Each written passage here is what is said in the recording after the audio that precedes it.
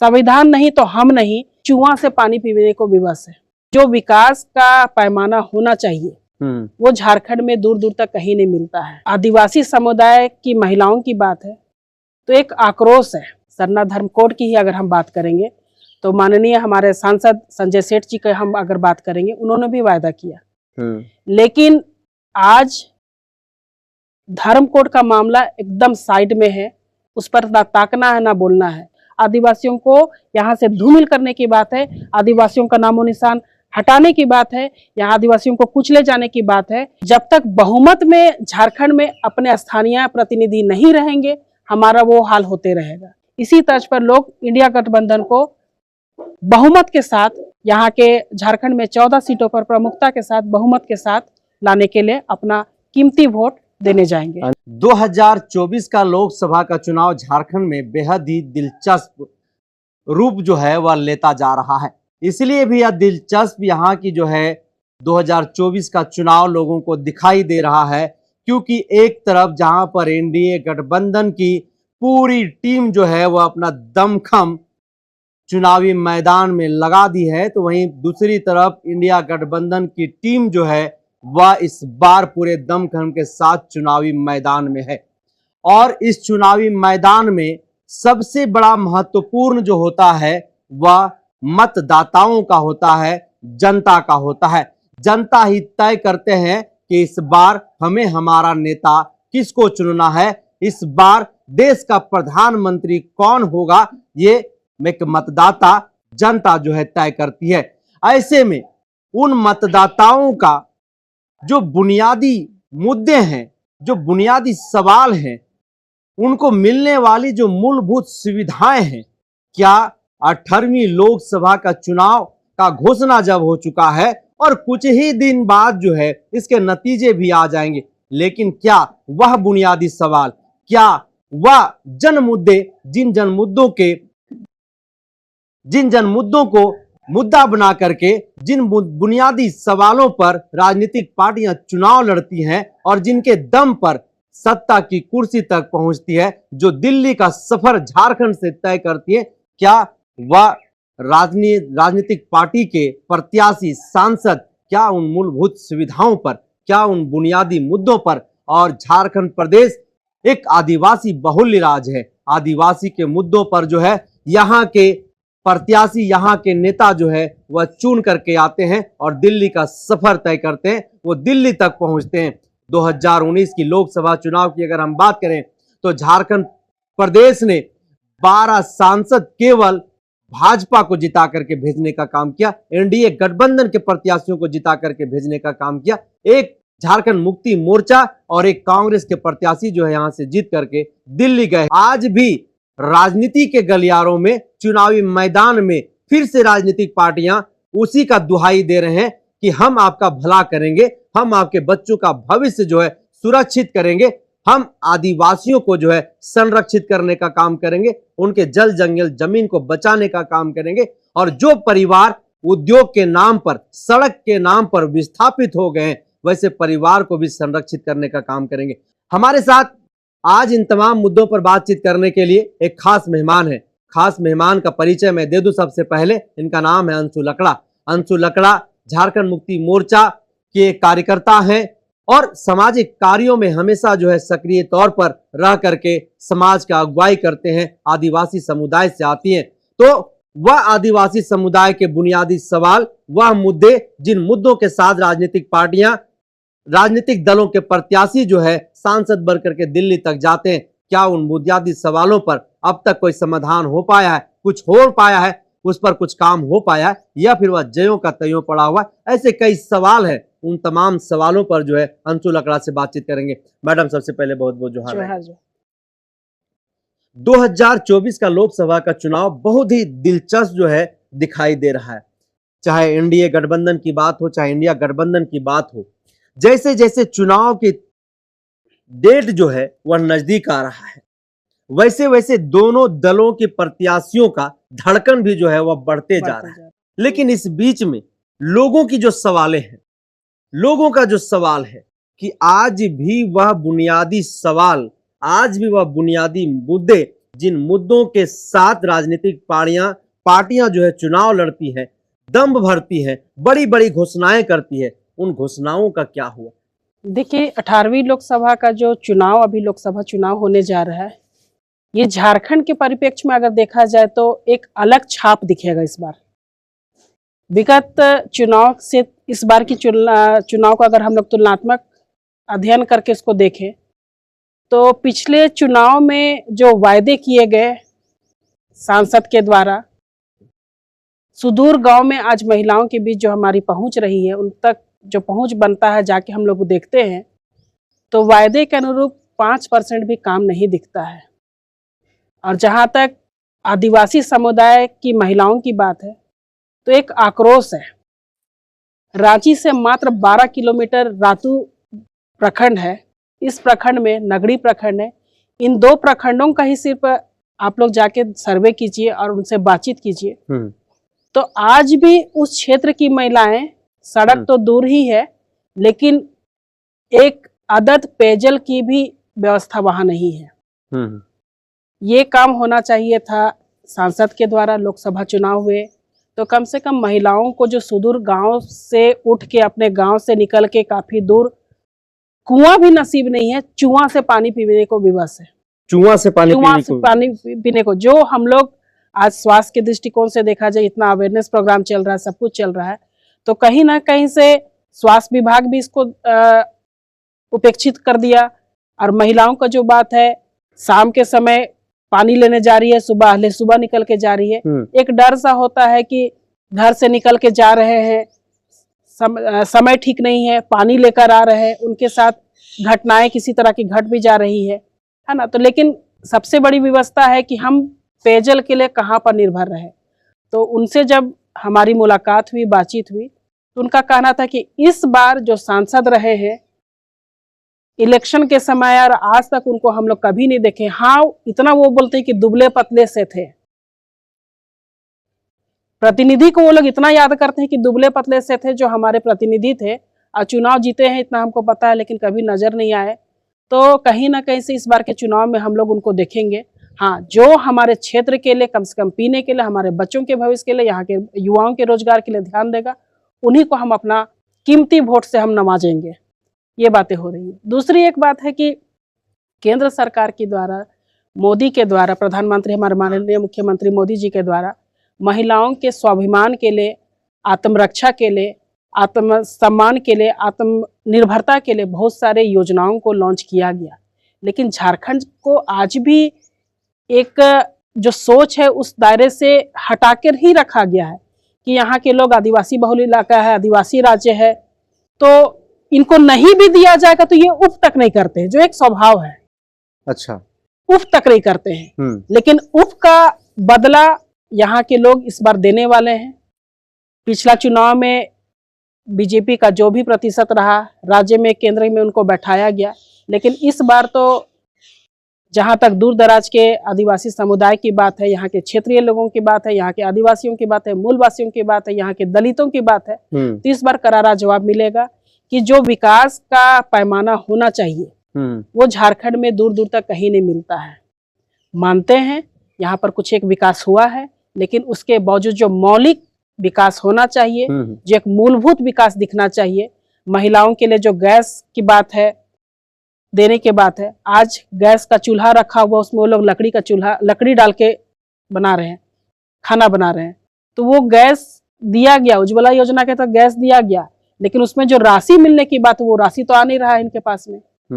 तो एक गरीब तबके की महिलाएं हैं जिनको ये गैस का कनेक्शन दिया गया, उससे लाभ नहीं मिल रहा है, पीने के पानी नहीं मिल रहा है, और महंगाई की जो बात है, एक साधारण जो अंतिम स्तर की जो महिलाएं, अंतिम छोर की महिला, उनकी बातों को हम अपने स्तर पर रख रहे हैं। आज हर महिला करता है, चाहे हम लकड़ी चुनने जा रहे हैं, चाहे किसी भी तरह से दिहाड़ी मजदूर कर रहे हैं, लेकिन अपने बच्चों को तो हम पढ़ाएंगे। लेकिन पढ़ाई में भी, छोटे बच्चों की पढ़ाई में पेंसिल और रबर जो इरेजर का है उसमें भी टैक्स बढ़ा दिया गया है। तो इन सब चीजों को महिलाएं अलग अंदाज में देख रही है। जब उनसे भी हमको राहत नहीं है तो ऐसी सरकार को हम फिर से बढ़ा के इसको स्थापित करके हमको क्या होने वाला है। चूल्हा से हम राशन से गए, 5 किलो अनाज मिल जा रहा है, लेकिन हमको तो मजबूर कर दिया गया है। मेरा जमीन को लिया जा रहा है, जल जंगल जमीन को यहाँ पर संरक्षण की बात अगर किया जा रहा है, करते हैं, लेकिन वो संरक्षण कहाँ हो रहा है? बड़ी बड़ी कंपनियों को स्थापित करा, अडानी को ला रहे हैं, अंबानी को ला रहे हैं और उनका जमीन को ले रहे हैं और 5 किलो अनाज से उनको खुश करना चाह रहे हैं। तो ये कैसा विकास है? तो फिर आदिवासी बहुल्य राज्य झारखंड है और जल जंगल जमीन जो है झारखंड की पहचान है, और झारखंड में 32 प्रकार के जो है अनुसूचित जनजाति जो है वो निवास करते हैं, और सदियों से उनका जो है एक मांग रहा है कि मुझे मेरा पहचान दे दी जाए, मुझे मेरा धर्म कोड दे दिया जाए। और कई बार चुनावी मंच से कई राजनीतिक पार्टियों के नेता जो हैं वो इसका दम भरते रहे हैं कि अगर हमारी सरकार बनती है, केंद्र में हमारी सरकार बनती है, अगर हम सांसद बन जाते हैं तो पहली कलम से जो है हम आपका जो धर्म कोड है, आपकी जो धर्म कॉलम की बात है, वो आपको हम देने का काम करेंगे। तो फिर ये जो वायदे हैं वो वायदा क्या केवल वोट पोलराइजेशन के लिए होता है, वोट लेने के लिए होता है, उन्हें ठगने छलने के लिए होता है? आप किस तरीके से इन चीजों को देख रहे हैं? बिल्कुल ठगने का ही स्थिति था। जहां तक बीजेपी की बात है, बीजेपी का जो अपना एक लोक लुभाना वायदा रहा है, सरना धर्म कोड की ही अगर हम बात करेंगे तो माननीय हमारे सांसद संजय सेठ जी का हम अगर बात करेंगे, उन्होंने भी वायदा किया, लेकिन आज धर्म कोड का मामला एकदम साइड में है, उस पर ना ताकना है ना बोलना है, जबकि पहली ही कलम से उनको यहाँ पर कर देना चाहिए था। धर्म कोड की बात है, लेकिन उस नज़र से भी अगर देखा जाएगा तो यहाँ पर जनजातियों का जो अपना एक मामला है, समुदाय की जो बात है, तो इस बार उनका एक सोच बन गया है, एक दायरा आ चुका है कि हम उस दायरे से हटेंगे नहीं। जो हमारी इस मांग को लागू कर देता है, संसद में रख देता है, उस पर मोहर लगा देता है, वैसे ही प्रतिनिधि को हम चुनेंगे। और जहाँ तक झारखंड की बात है, यहाँ पर स्थानीय प्रतिनिधि अगर हैं तो वही इस चीज़ों को सोच सकते हैं। संजय सेठ की बात है तो ये झारखंड की नहीं है, तो जाहिर सी बात है कि सोच तो वैसा बनेगा ही नहीं। आपने स्थानीय प्रतिनिधि का बात किया है, तो झारखंड को बने 24 वर्ष हो गया, और इस 24 वर्षों में एक सवाल हमेशा जो है सड़कों पर रहा है कि स्थानीय प्रतिनिधित्व दूर दूर तक दिखाई नहीं देता है। वैसे में सबसे लार्जेस्ट जो पार्टी इस देश का है, और जहां से 14 में से 12 सीटें जिस पार्टी को झारखंड की जनता जिता करके दिल्ली भेजती है, उस पार्टी को भी आप देखिए तो वहां पर भी स्थानीय प्रतिनिधित्व का घोर जो है कहीं ना कहीं आपको कमी दिखाई देगा।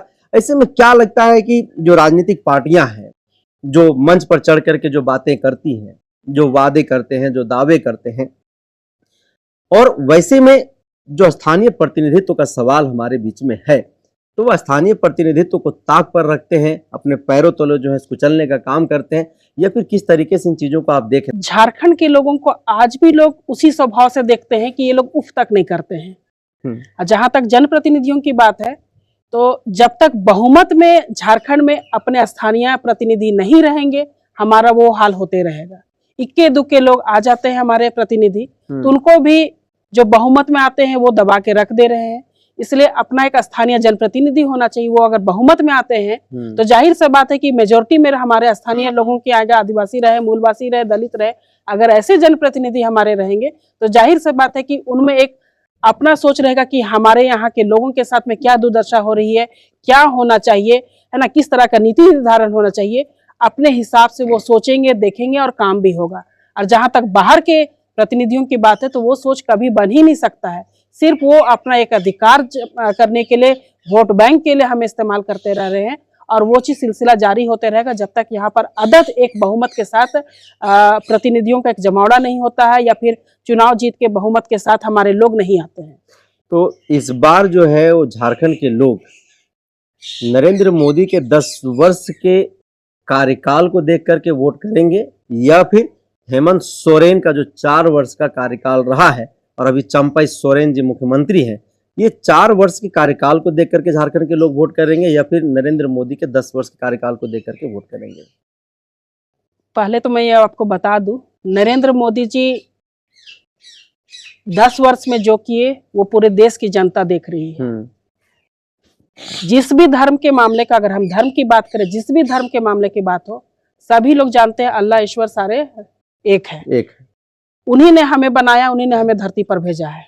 जिस कौम के लोग हैं, जिस धर्म के लोग हैं, लेकिन प्रधानमंत्री माननीय नरेंद्र मोदी जी ऐसे शख्स हैं जो खुद बोलते हैं कि मैं ही राम को लेकर आया हूं। तो ये आक्रोश और ये द्वेष और ये गुस्सा पूरे देश के लोगों में है। भले वो लाख अपनी सराहना कर ले, वाहवाही बटोर ले, है ना, वो क्या बोलते हैं, क्या कर रहे हैं, पूरे देश की जनता देख रही है। जहां तक झारखंड की बात है, माननीय हमारे पूर्व मुख्यमंत्री हेमंत सोरेन का विगत 4 वर्ष का काम को देखा जाए, कोविड के समय में उन्हें जो काम करना चाहिए था, बिना संसाधन के उन्होंने बहुत बढ़ के काम किया।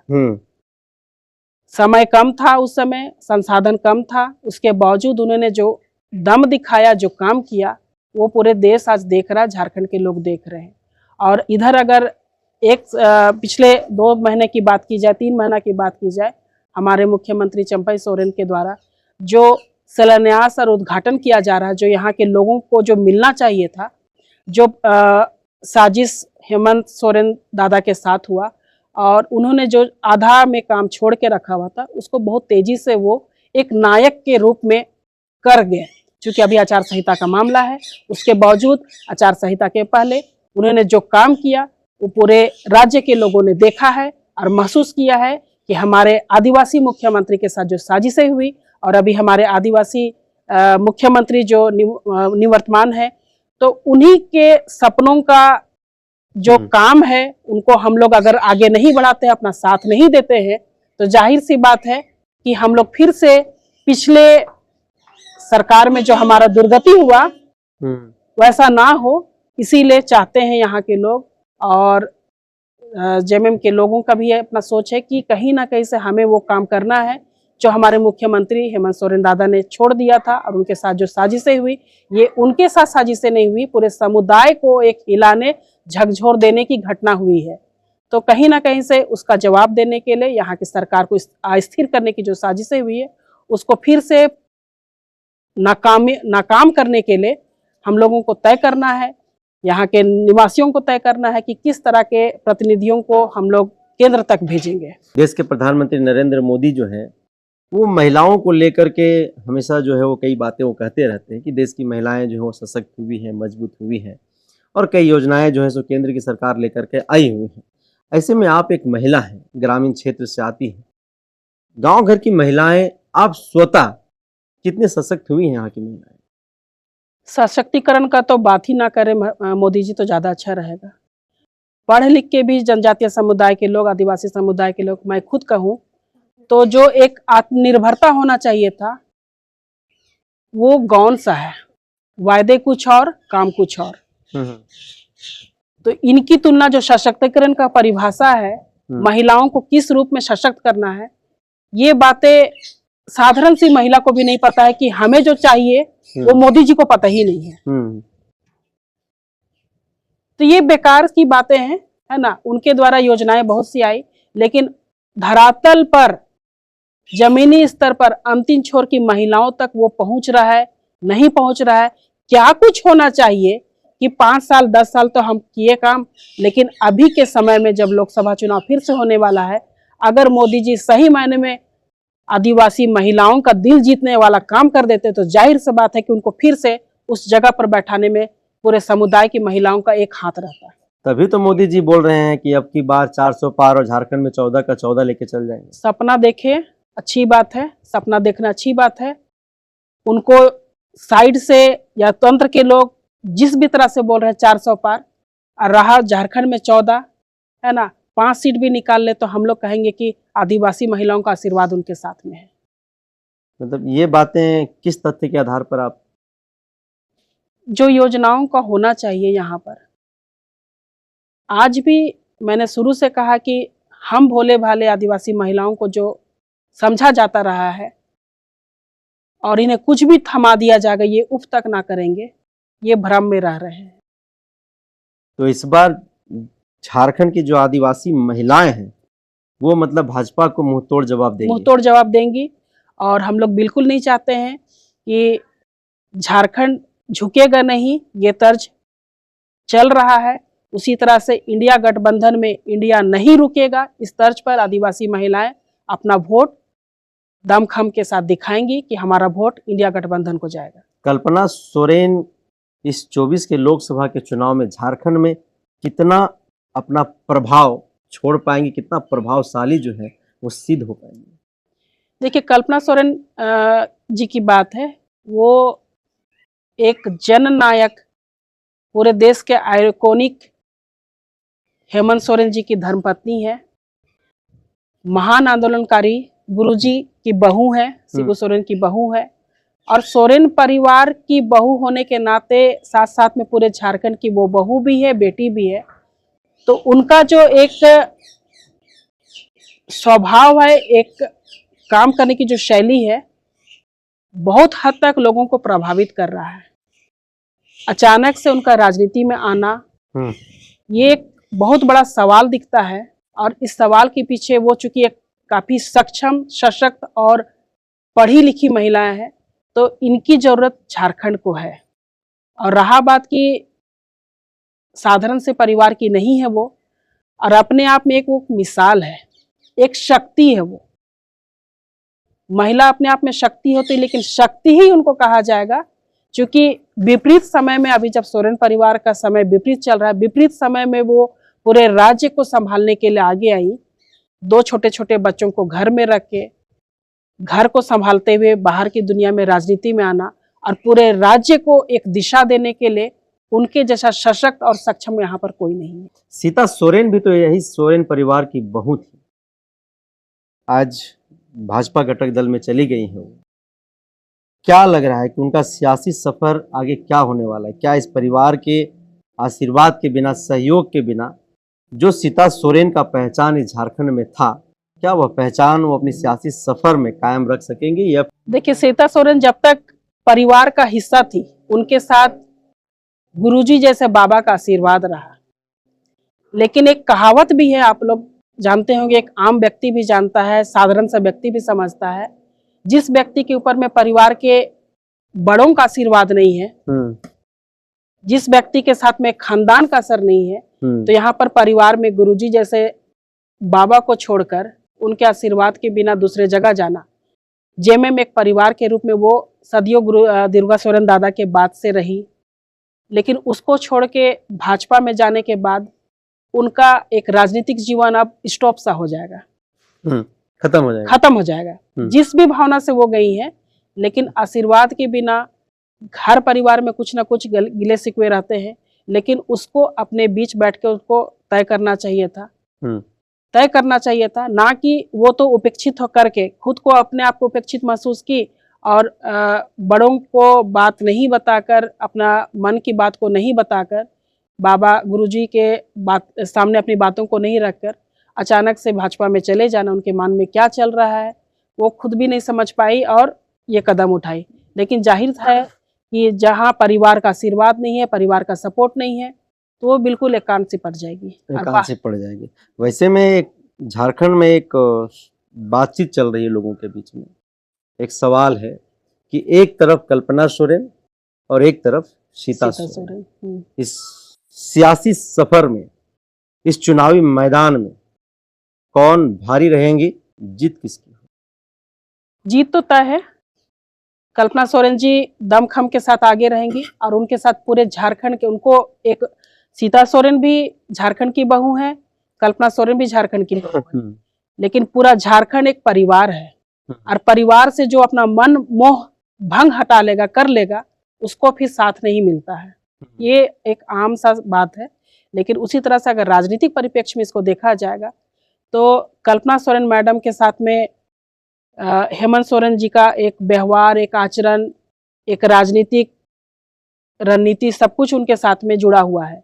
बाबा गुरुजी का आशीर्वाद उनके साथ में है और पूरे जेएमएम परिवार का उनका संरक्षण है। और जेएमएम जो है, झारखंड मुक्ति मोर्चा, ये संगठन पूरे राज्य के लिए एक, शुरू से झारखंड अलग राज्य होने के पहले से लेकर अभी तक एक अलग पहचान के साथ क्षेत्रीय पार्टी में काफ़ी ज़्यादा अपना एक पहचान, यहाँ के मूल लोगों के साथ में, यहाँ के मूल निवासियों के साथ में, आदिवासियों के साथ में अपना एक गहरा नाता जोड़ चुकी है। तो ये नाता जेएमएम परिवार के जितने भी लोग हैं, पूरे झारखंड के लोग, वो अपना स्नेह, अपना प्यार और अपना सब कुछ कल्पना सोरेन मैडम के साथ में रख रहे हैं। और रहा बात की सीता सोरेन जिस तहत वो छल के साथ में या विद्वेष में आकर या फिर बहकावे में आकर अपने आप को हटा चुकी है, तो उनको परिणाम देखने। स्थानीय नीति का मुद्दा झारखंड में रहा है, लगातार युवा सड़क पर उतर करके इस मांग को लेकर के आंदोलन करते रहे हैं। झारखंड के उस वक्त के तत्कालीन मुख्यमंत्री हेमंत सोरेन भी इसका विधेयक सदन में लेकर के आते हैं, राजभवन भेजते हैं, राजभवन से इस विधेयक को लौटा दिया जाता है। और आज जो भारतीय जनता पार्टी के विधायक नेता सड़क पर तांडव करते हुए दिखाई देते हैं स्थानीय नीति के मुद्दों पर, नियोजन नीति के मुद्दों पर, उस वक्त वो सभी नेता सभी विधायक मौन दिखाई दिए थे। यह लोकसभा के चुनाव में स्थानीय नीति का मुद्दा जो है वो किस तरह से लोगों के बीच में रहने वाला है, क्या इसका असर पड़ेगा, क्या झारखंड के लोग भारतीय जनता पार्टी के खिलाफ में स्थानीय नीति को लेकर के जो है सो वोट करने का काम करें, या फिर किस तरीके से तमाम चीजों को आप लोग देख रहे हैं? 1932 का जो मामला था हमारे पूर्व मुख्यमंत्री हेमंत सोरेन के द्वारा सदन में लाया गया और वहां से पारित करा के इसको राजभवन भेजा गया था। लेकिन माननीय राज्यपाल महोदय ने इस विधेयक को वापस कर दिया। तो इसको पूरी जनता देख रही है, समझ चुकी है कि ये भारतीय जनता पार्टी का काम है और राजभवन और राज्यपाल एक इशारे पर काम कर रहे हैं। तो इसका खामियाजा भी भारतीय जनता पार्टी के लोगों को और उनके वोटर्स को भुगतना पड़ेगा। क्योंकि मामला जो था 1932 का, लोग जाने कि हाँ हमारे मुख्यमंत्री ने इस पर संज्ञान लिया, काम हुआ, लेकिन किसी भी विधेयक को पारित कराने का पूर्णतः राजभवन का राज्यपाल का काम रहता है। लेकिन उन्होंने वापस कर दिया तो समझ में यहाँ के लोगों को आ चुका है कि इस राज्य को किस तरह से पंगु बनाने की साजिशें की जा रही है। और इस लोकसभा चुनाव में लोग समझ चुके हैं कि भारतीय जनता पार्टी हमारे मन की भावना के साथ में, हमारे लोगों के साथ में जो होना चाहिए था, या 1932 का मामला जो है उसको, या फिर नियोजन नीति का मामला है उसको अगर वापस कर रही, तो जाहिर सी बात है कि राज्य को वो किस दिशा में ले जाना चाहते हैं। तो इस चुनाव में वो लोग, यहाँ के आदिवासी है, यहाँ के लोग हैं, स्थानीय लोग हैं, वो जवाब देंगे। सरना धर्म कोड भी जो है उसका विधेयक सदन में आया था, उसको भी हेमंत सोरेन की सरकार ने केंद्र में भेजने की काम की थी, आज तक उस पर भी कोई बातचीत नहीं हो पाया। तो क्या यह भी मुद्दा जो है इस बार चुनावी मैदान में होगा, और आदिवासी कम्युनिटी जो है वो इसको किस तरीके से इस बार लेंगे? सारी चीजें छुपा हुआ नहीं है। सरना धर्म कोड का मामला को भी हमारे पूर्व मुख्यमंत्री हेमंत सोरेन अपने कार्यकाल के समय में उसको पारित करा के केंद्र के पाले में दिए, लेकिन आज तक वहां पर से कुछ नहीं हो पाया है। जाहिर सी बात है कि झारखंड को एक प्री प्लान के रूप में जिस स्टेट में ये लोग लाना चाहते हैं, ये तमाम चीज़ों को अगर लागू करा दिया जाता है, आदिवासियों को जनजाति से नवाज रहे हैं और आदिवासियों के साथ जो नीति निर्धारण होना चाहिए था, अगर हम सरना धर्म कोड दे देते हैं तो जाहिर सा बात है कि यहाँ के बहुसंख्यक जो धर्म कोड के हैं, सरना धर्म कोड के हैं, वो प्री प्लान के तहत हमारे कैटेगरी में शामिल नहीं हो जाएंगे, नहीं हो पाएंगे। इसीलिए साजिशें की गई हैं और आज तक इस लोकसभा चुनाव तक, हो सकता है अगले 5 साल तक, हो सकता है अगले 10 साल तक इसको एक रिजर्व के रूप में रखा जाएगा, उस पर किसी तरह का संज्ञान नहीं लिया जाएगा। तो वैसे में झारखंड की जो महिलाएं हैं वो इस बार किस पार्टी को क्या सोचकर, क्या देख करके और क्या उनको चाहिए जिसलिए वो वोट करेंगे? तमाम चीज़ों को अगर देखा जाएगा तो यहाँ के आदिवासियों की बात है, यहाँ के मूल निवासियों की बात है, अल्पसंख्यकों की बात है, और यहाँ के खास तौर पर आदिवासी महिलाओं की बात है। तो उस तमाम चीज़ों को वो देख रहे, चाहे पढ़ा लिखा आदिवासी समुदाय हो, चाहे गांव में अंतिम छोर की महिलाएं, सारे चीज़ों को बखूबी देख रहे हैं। हर एक महिलाएं जागरूक हो चुकी है और उनको लगने लगा है कि अगर हम बीजेपी को वोट देते हैं, हमको जनजातियाँ बताया जा रहा है, लेकिन मेरा जो धर्म कोड है, जनगणना होगा तो हम कहाँ पर अपना कॉलम में टिक लगाएंगे। जाहिर सा बात है कि हमको देवी लिखा के हिंदू बताया जा रहा है, उसमें हमको टिक लगाने के लिए कहा जाएगा। तो ये प्रतिशत जो गिराने की बात है, धर्म के आधार पर जो प्रतिशत को डाउन करने की बात है जनगणना में, तो इस राज्य को कम जनगणना में दिखाना आबादी को कि इस समुदाय के लोग कम है और उसको मोनोपोली चल रहा है कि उसको उस तरह से करना है। लेकिन अगर चुनाव की बात है तो लोग समझ चुके हैं कि अगर इंडिया गठबंधन में जो भी प्रतिनिधि रहेंगे, चाहे वो जेएमएम और कांग्रेस का गठबंधन है, यहाँ पर राजद का है, तो जिस जगह से जो प्रतिनिधि खड़ा हो रहे, तो जाहिर सी बात है वहाँ के वोटर्स, वहाँ के स्थानीय लोग उस वोटर्स को, उस प्रतिनिधि को अपना कीमती वोट से नवाजने जा रहे हैं। ऐसे में हेमंत सोरेन जी का जो 4 वर्ष का जो कार्यकाल रहा था, उस 4 वर्ष के कार्यकाल से आप और ये झारखंड के लोग कितना संतुष्ट दिखाई दे रहे थे? काम तो बहुत अच्छा चल रहा था। कोविड की ही बात किया जाएगा तो मजदूरों को लाने से लेकर यहाँ पर उस गंभीर समय में जो एक मुख्यमंत्री के द्वारा किया गया वो काफ़ी सराहनीय रहा। और उसके बाद 2 साल के बाद, कोविड के बाद, जस्ट एक विकास का काम रफ्तार में पकड़ा ही था। इन्होंने के अलावा क्या कुछ उन्होंने किया जिससे आप बता रहे हैं कि हम लोग संतुष्ट थे, झारखंड के लोग संतुष्ट थे? कुछ वैसी योजना जिससे सीधा जो है सो गरीब, शोषित, वंचित, अल्पसंख्यक के परिवारों को जो इसका फायदा हुआ, सीधे तौर पर जो कनेक्ट किया हो लोगों को? योजनाएं तो बहुत सारी हैं। अगर प्रधानमंत्री मोदी जी ने जो छोड़ दिया था आवास योजना के तहत जो घर देने का काम, वो लटका रह गया। लेकिन यहाँ पर आबुआ आवास को उन्होंने लॉन्च किया और एक प्रायोरिटी बेस पर वो काम हुआ, प्रोसेस में चला और आज भी गांव तक में जाके देखा जा रहा है। तो कई एक लोगों को इसका समय कम रहा, लेकिन उसको उन्होंने पूरा किया। टारगेट जो था, लक्ष्य जो था वो हुआ। हमारे मुख्यमंत्री माननीय चंपई सोरेन आए, उसके बाद उन्होंने इसको फिर से प्राथमिकता के तौर पर उसको शुरू कराया। महिलाओं की जो बात है, तो महिलाओं को जो एक सक्षमता के तौर पर जो मिलना चाहिए था उन्होंने वो दिया है। युवाओं के लिए जो मेडिकल कॉलेज होना चाहिए या फिर विश्वविद्यालय में जो पढ़ाई की जो व्यवस्था होने, छात्रवृत्ति योजना है, उसको उन्होंने बहुत सीधे तौर पर बहुत अच्छा काम किया है। अच्छा काम किया है और अंतिम छोर तक में लोग देख रहे हैं, सुदूर गांव के लोग भी देख रहे हैं कि हमारा बेटा पढ़ने जा रहा है। गांव में चलने के लिए एक साधन नहीं था, लेकिन बस योजना, परिवहन चलाया गया। इन सब चीज़ों को लोग देख रहे हैं कि हाँ, आने जाने की जो गांव घर के लोगों में इसका क्या इम्पैक्ट है? हेमंत सोरेन को लेकर के गांव घर के लोग क्या कहते हैं जब आप लोग गांव घर जाते हैं? गांव घर जाते हैं, देखिए सीधा सा बात है कि लोगों को उतनी मालूम नहीं है, कि जागरूकता नहीं है कि क्या योजना हमारे लिए है। लेकिन एक ये सोच के लोग देखते हैं कि हाँ, इस राज्य का मुख्यमंत्री हमारा आदिवासी मुख्यमंत्री है।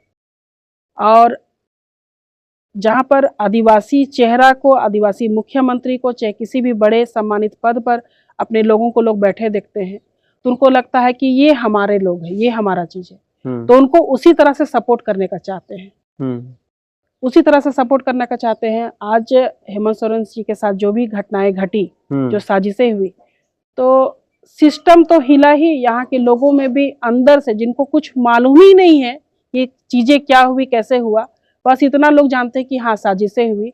यहाँ किस तरह से मुख्यमंत्री को टारगेट करके उसको मुख्यमंत्री रहते कुर्सी से हटाया गया, तो ये कहीं ना कहीं अपने घर की बात को लोग समझ रहे हैं। ये उनके साथ हुआ तो मेरा घर में ये हमला हुआ है। तो क्या ये जो साजिश हेमंत सोरेन के खिलाफ रची गई, जिसके तहत उनको जेल भेजा गया, तो जिस तरह से आप कह रहे हैं कि जनता के बीच में, लोगों के बीच में एक आक्रोश पनपा, हेमंत सोरेन के लिए एक बेइंतहा मोहब्बत जो है इस लोगों को देखने के लिए मिला, एक सेंटिमेंट दिखाई दे रहा है, तो क्या यह सेंटिमेंट या आक्रोश वोट में तब्दील होगा? और क्या एक मुश्त जो है वोट वो हेमंत सोरेन के नाम पर झारखंड में पड़ेगा?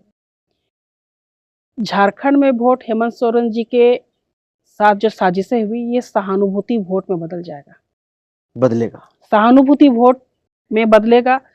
ये साजिशें अगर लोकसभा के बाद होती, लेकिन चूंकि मुख्यमंत्री के पद में रहते हुए उनको जो किया गया, तो यहाँ के लोगों में ये चीजें, ये उनके साथ नहीं, ये हमारे साथ हुआ है। और उनको हिलाना, डैट मीन्स कि लोग समझ रहे हैं कि ये हमें झकझोरने की बात है, आदिवासियों को यहाँ से धूमिल करने की बात है, आदिवासियों का नामो निशान हटाने की बात है, यहाँ आदिवासियों को कुचले जाने की बात है। ये एक अलग अंदाज में लोग देख रहे हैं। और यानी क्या वो हेमंत सोरेन को लोगों ने अपने से कनेक्ट किया, कनेक्ट कि किया है। हेमंत सोरेन के साथ से लोग नहीं मतलब मेरे साथ षड्यंत्र हुआ मुझे है, खत्म करने की साजिश। साजिश की गई है।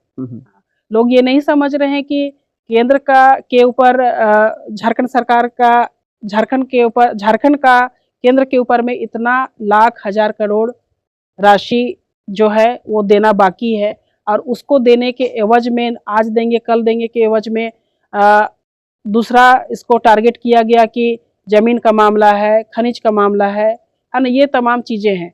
और कहीं ना कहीं से इस राज्य में अपना प्रभाव रखने के लिए लोकसभा पहुंच रहा है, अपना प्रभाव रखने के लिए, अपना सत्ता काबिज करने के लिए। अगर इनको जो भी प्रलोभन दिया गया, जो बात इनसे कही गई, अगर ये मान जाते और बीजेपी राज्य को यहाँ कायम करने के लिए अपनी सहमति दे देते, तो जाहिर सी बात है आज वो अंदर नहीं होते।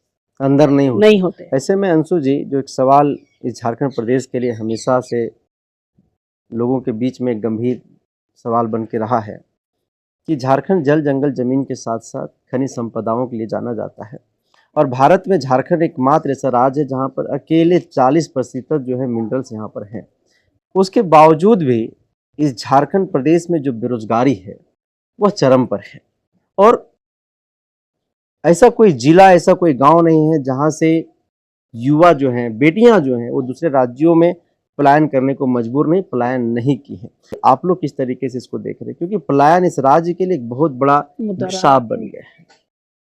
जाहिर सी बात, आपका सवाल बहुत अच्छा है कि जब तक नियोजन नीति यहाँ पे नहीं बनेगा, खनिज संपदा के मामले में हम लोग राज्य में सबसे ज्यादा धनी, देश में सबसे धनी राज्य है, उसके बावजूद यहाँ के लोग गरीब है और गरीब ही रह रहे हैं। अभी तक 23 वर्षों का हमारा झारखंड हो चुका, लेकिन जो एक स्थानीय नीति की बात है, चाहे नियोजन नीति की बात है, अगर वो परिभाषित हो जाए किनके लिए और किन्हें ये चीज होना चाहिए, वो अगर तय हो जाता है तो जाहिर से बात है कि झारखंड की जो आज दशा है वो दुगुने तरीके से आगे बढ़ सकेगा।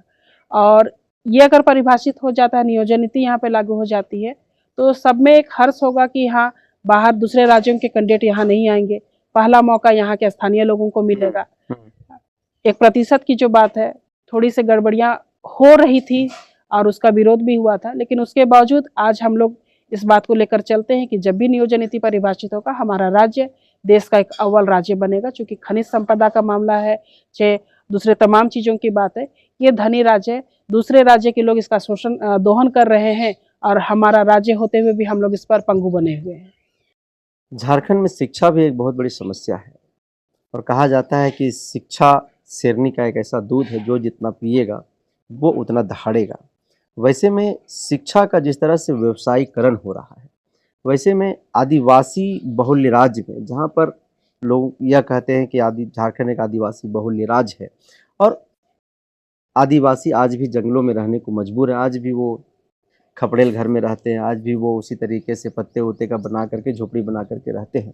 ऐसे में अगर आदिवासी समुदाय का बच्चा अगर शिक्षित नहीं हो पाएगा, अगर वो पढ़ लिख नहीं पाए, तो क्या लगता है कि शिक्षा को लेकर के जो बातें हमारे पूर्वजों ने कहा है, बड़े बड़े योद्धाओं ने जो कहा है, वह चीज़ें धरातल पर दिखाई देगी? और ऐसे में क्या लग रहा है कि यह समाज जो मुख्य धारा से आज भी आज़ादी के 75 वर्ष बाद भी समाज के मुख्य धारा से कटा हुआ दिखाई देता है, वैसे में ये तमाम चीज़ें क्या लगता है सार्थक हो पाएगा? इसका विकल्प जो है सरकार को क्या निकालना चाहिए, और इस लोकसभा के चुनाव में मैनिफेस्टो में किस तरह से इसको जो है राजनीतिक पार्टियों को जो है उसको लाना चाहिए? मैनिफेस्टो में लाना चाहिए राजनीतिक पार्टियों को, और शिक्षा ही एक ऐसा चीज है जो लोगों को हर तरह से सशक्त बनाता है। आज गांव के जो हालात है, स्कूलें बहुत ज़्यादा है, विद्यालय है, लेकिन जितने तादाद में बच्चे हैं उन तादाद में अगर शिक्षकों को अगर रखा जाएगा तो बहुत हद तक इस कमी को हटाया जा सकता है। गांव में बहुत सारे शिक्षक ऐसे हैं जो नदी पार होकर भी जा रहे हैं, तो क्यों ना ऐसा नियम रखा जाए, ऐसा नीति बनाया जाए, सरकार को इस पर ध्यान देना चाहिए कि स्थानीय शिक्षक वहाँ के गांव से कुछ किलोमीटर के दायरे को ही हम वहाँ पर पदस्थापित करें, ताकि जो पठन पाठन का जो काम है वो रुकेगा नहीं, अवरोध नहीं होगा, और बच्चे से लाभान्वित भी होंगे। रांची में एक शिक्षक है, उसको भेजा जाता है बेड़ों में, बेड़ों का स्थानीय शिक्षक को भेजा जाता है तोरपा में। ये सब आम तरह की चीजें हैं जो कहीं ना कहीं से शिक्षा का एक जो बेहतर परिणाम ला सकता है, उस पर ये मामला भी दिखता है। और दूसरे नंबर में अगर देखा जाए तो यहाँ पर कई एक विश्वविद्यालय है, लेकिन युवाओं को जो बेनिफिट मिलना चाहिए विश्वविद्यालय की तरफ से, छात्रवृत्ति का जो मामला है या फिर लाइब्रेरी का मामला है, आज भी हम लोग जब सुदूर गांव में जाते हैं तो युवाओं के द्वारा ये मांग होता है कि हम भाड़ा लगा के लाइब्रेरी पढ़ने के लिए जाए, हाँ, ऊपर से तेल भी मोटरसाइकिल में भरे, 3 लोगों को बैठा के भेजा, आगे रांची पहुंचेंगे तो पुलिस पकड़ लेती है, और हर एक दिन के लिए हमारे पास वो अमाउंट नहीं रहता है कि हम तेल भी भरे और लाइब्रेरी पढ़ने के लिए जाए। तो गांव में एक पंचायत में बेहतर तौर पर लाइब्रेरी की व्यवस्था भी होनी चाहिए, ताकि वहाँ से भी विद्यार्थी है, युवा है, प्रतियोगिता परीक्षा के लिए अपने आप को तैयार कर सके और जिस मुकाम तक उन्हें पहुँचना है अपने आप को शिक्षा के माध्यम से वो पहुँचा सकते हैं। हेमंत सोरेन की आवाज़ बन चुकी है कल्पना सोरेन, उनकी जो धर्मपत्नी है, और झारखंड के लोग अब कल्पना सोरेन की ओर एक उम्मीद की निगाह से जो है वो देखने लगे हैं, और झारखंड की राजनीति में एक विकल्प जो है सो लोग उनको मान रहे हैं। ऐसे में क्या लगता है कि जो कल्पना सोरेन की सियासी सफ़र, चाहे इस लोकसभा की चुनाव की बात हो या फिर इसके बाद हो, वह किस तरीके का सियासी सफ़र होने वाला है? कल्पना सोरेन जी माननीय पूर्व मुख्यमंत्री हेमंत सोरेन जी की धर्मपत्नी रही है, और अब वो आंसू को थाम चुकी है। उनके साथ, उनके पति के साथ, उनके बच्चों के साथ, उनके बाबा सम्मान ससुर जी के साथ, पूरे सोरेन परिवार के साथ में, पूरे झारखंड के लोगों के साथ में जो घिनौना हरकत बीजेपी ने किया, उसका मुंहतोड़ जवाब देने के लिए वो पूरे सशक्त के साथ में, सशक्तिकरण के साथ में वो अलग एक मिसाल है। कल्पना सोरेन जी एक अलग मिसाल है। पहले उनका राजनीति से दूर दूर तक कोई नाता रिश्ता नहीं था। वो एक साधारण सी महिला थी, परिवार संभालती थी, बच्चों को संभालती थी, और मुख्यमंत्री जी के साथ में अपना एक धर्मपत्नी अर्धांगिनी होने का वो फर्ज अदा करती थी। लेकिन जो साजिशें राज्य के मुख्यमंत्री के साथ में हुआ, उनके पति के साथ में हुआ, इस राज्य के लोगों के साथ में हुआ, तो वो एक शेरनी के तरह आज उभर गई है। शेरनी जब घायल होती है तो वो अलग अंदाज में आती है, तो उसी के तौर पर उनको देखा जा रहा है। और देश के आइकॉनिक हो चुके हैं हेमंत सोरेन। पहले वो एक राज्य के मुख्यमंत्री के थे, लेकिन आज पूरे देश के लिए वो आइकॉनिक हो चुके हैं। तो जाहिर सी बात है कि एक आइकॉनिक, एक आइडल व्यक्ति की पत्नी साधारण सी महिला है नहीं। राजनीति में उनको दिलचस्पी घर में रहते रहते बहुत कुछ आता जाता था, और बहुत कुछ उन्होंने अपने परिवार से, अपने आंदोलनकारी बाबा से सीखा है, समझा है, और आज पूरे देश को, पूरे राज्य को चलाने के लिए अपना एक समय, अपना एक सक्षमता उन्होंने सिद्ध कर दिया है। आज भी मंच पर उन्होंने जिस तरह का, हम लोगों ने उनका भाषण को सुना है, देखा है, तो जाहिर सी बात है कि अचानक से कोई महिला राजनीति में आती है तो एक भीड़ लगता है, लेकिन ये भीड़ साधारण नहीं है। ये भीड़ उनके साथ में एक सहानुभूति है कि आप बढ़ो, हम आपके साथ हैं। आपके साथ जो हुआ वो आपके साथ सिर्फ नहीं हुआ, हमारे साथ भी हुआ। तो वैसे में झारखंड के लोग जिन 14 लोकसभा सीटों पर मतदान होना है, इंडिया गठबंधन को वोट क्यों करेगी? पूरे देश के लोग देख रहे हैं कि लोकतंत्र की हत्या किस तरह से हो रही है, संविधान को किस तरह से कुचला जा रहा है, ये पूरे देश के लोग देख रहे हैं। दिल्ली की बात हो तो वहां भी लोकतंत्र की हत्या की गई, संविधान को दरकिनार किया गया। अरविंद केजरीवाल के साथ भी जो घटना घटी, हमारे मुख्यमंत्री के साथ, हेमंत सोरेन जी के साथ भी हुआ। तो कहीं ना कहीं से देश का कुछ टिका हुआ तो संविधान और लोकतंत्र के भरोसे टिका हुआ है, लेकिन इसको भी उन्होंने हाशिए पर रखने का काम किया है। तो जिस देश का संविधान ही खतरा में है, उस दल को लोग क्यों सपोर्ट करें? और संविधान को बचाने का काम जिस घटक दल ने कर रहा है, इंडिया गठबंधन ने कर रहा है, तो जाहिर सी बात है कि संविधान नहीं तो हम नहीं, इसी तर्ज पर लोग इंडिया गठबंधन को बहुमत के साथ, यहाँ के झारखंड में 14 सीटों पर प्रमुखता के साथ, बहुमत के साथ लाने के लिए अपना कीमती वोट देने जाएंगे।